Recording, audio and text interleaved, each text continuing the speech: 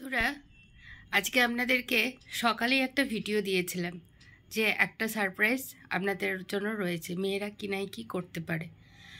তো একটা আমার ফোনে কয়েক মাস আগে একটা ফোন এসেছিল। একটি মেয়ে আমায় ফোন করেছিল যে দিদি ভাই আপনার যদি কিছু লাগে আমাদেরকে একটু কল করবেন, আমরা অনলাইনে অর্ডার দিলে আমরা জিনিস দিয়ে যাই।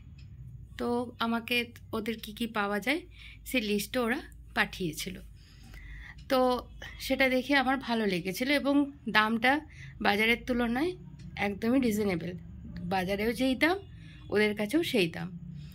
তো আমি সেই জন্য কালকে একবার ট্রাই করার জন্য ওদেরকে ফোন করেছিলাম। তখন বললো দিদিভাই আমাদের যে অর্ডার আপনার দিচ্ছেন, মানে মাছ বা ডিম বা মাংস যে কিছুর অর্ডার ওদের সকাল 7টার মধ্যে দিয়ে দিতে হয়, আর ওরা লাস্ট 12টা অবধি ওটা ডেলিভারি করে।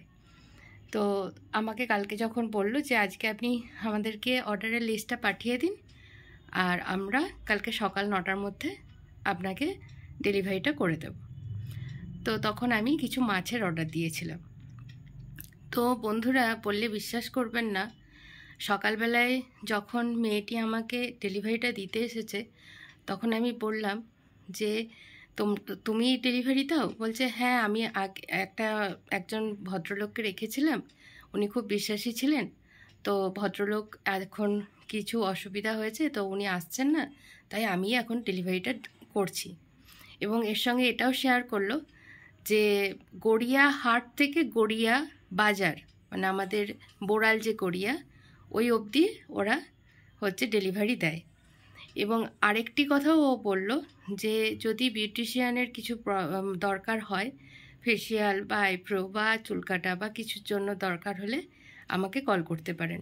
ওই কোর্সটাও আমি করে রেখেছি। এবং মেয়েটির সঙ্গে কথা বলে এত ভালো লাগলো, খুবই শিক্ষিত, কিন্তু আজকালকার যুগে চাকরির অবস্থা তো বুঝতেই পারছেন। তো আমার এটা দেখে এত ভালো লাগলো, সকালবেলার মনটা আমার এত ভালো হয়ে গেল যে একটি মেয়ে, একটা অল্প বয়সী মেয়ে, সে এই বিজনেসটা করছে। এবং আমি এই একটু আগে ফ্রিজ থেকে মাছগুলো বার করে আরেকবার ভালো করে, তখন সকালবেলা যখন বেরিয়েছিলাম তখন ভালো করে ধোয়া হয়নি, তো এখন আরেকবার ভালো করে ধুয়ে নিলাম। এবং প্রত্যেকটা মাছ ধুতে ধুতে একটা কথাই ভাবছি যে সত্যিই তো ও বাজার থেকে মাছটা কিনে ফ্রেশ একদম। আর সবথেকে বড় কথা, আমাদের কলকাতাতে যারা মাছ কেনে তারা সবাই জানে, বাজারে যারা মাছ কেনে, যে মাছ কাটানোর জন্য আলাদা করে আমাদের কিছু ভদ্রমহিলারা বসে থাকেন, তাদেরকে কাটানোর জন্য আলাদা করে পয়সা দিতে হয়। মাছটা একজনের কাছ থেকে কিনতে হয়। এবং ছোট মাছ যেমন মোরলা মাছ, ট্যাংরা মাছ, এগুলো কাটানোর জন্য আলাদা লোক বসে থাকে, সে কেটে দেয়। তো সেজন্য আলাদা একটা টাকা দিতে হয়। তো ওরাও সেই চার্জেসটা নিয়েছে, কিন্তু সেটা নমিনাল। যে আমি এতগুলো মাছ নিয়েছি, প্রত্যেকটা মাছ পিছু যদি আমি বাজারে কাটাতে যেতাম, সেটা কিন্তু এক একটা মাছের জন্য এক একটা টাকা নির্ধারণ করে আর কি। ওরা এক একটা মাছের জন্য এক একটা টাকা চায়। ধরুন 250 ট্যাংরা মাছ কিনলেন, সেটা কাটতে ওরা 15 টাকা নেবে কি 20 টাকা নেবে, যদি বড় ট্যাংরা মাছ হয় কি ছোট ট্যাংরা মাছ হয়। কিন্তু আমি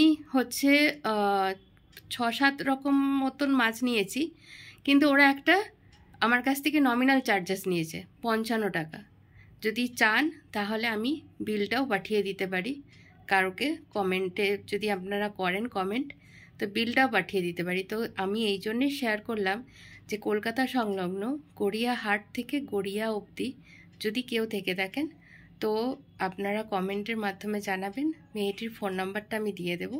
এবং ওদের অ্যাপসটা হাটে বাজারে বলে একটা অ্যাপস, তো ওটা ডাউনলোড করতে হয় না, ওই নাম্বারটায় কল করলেই ওই নামটাই ওঠে, হাটে বাজারে বলে নামটা ওঠে। এবং চলুন তাহলে দেখা যাক যে কি মাছ নিয়েছি। এবং আমার খুব নমিনাল, এত নমিনাল টাকা লেগেছে, প্রাইস লেগেছে, বললে বিশ্বাস করবেন না, আমি এত রকম মাছ কিনেছি, আমার মাত্র লেগেছে 588 টাকা। তো চলুন তাহলে দেখে নিই কি মাছ কিনেছি। বন্ধুরা, লটি মাছ কিনেছি, ট্যাংরা মাছ কিনেছি, চিংড়ি মাছ কিনেছি। চিংড়িটা কিন্তু বেশ বড়ই।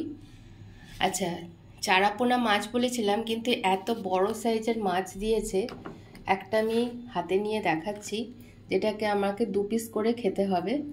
দেখুন কত বড় চারাপোনার সাইজটা। আর মোরলা মাছ 500 মতন মোরলা মাছ নিয়েছি। আর সঙ্গে আরও 2টো মাছ আছে, সেটা ভালো করে ধোয়া আছে বলে ফ্রিজে রাখা আছে। সেটা হচ্ছে পমফ্রেট মাছ আর রুই মাছ। তো এই এতগুলো মাছ নিয়েছি আমি মাত্র 588 টাকা। তাহলে কি পরিমাণ ওরা কম টাকার মধ্যে রিজনেবলে মার্কেটটা করেছে বুঝতে পারছেন বন্ধুরা। আপনাদেরকে এটুকুই শেয়ার করার ছিল। দেখা হচ্ছে নেক্সট ভিডিওতে। আজকের মতন শুভরাত্রি। সবাই ভালো থাকবেন, সুস্থ থাকবেন, সাবধানে থাকবেন।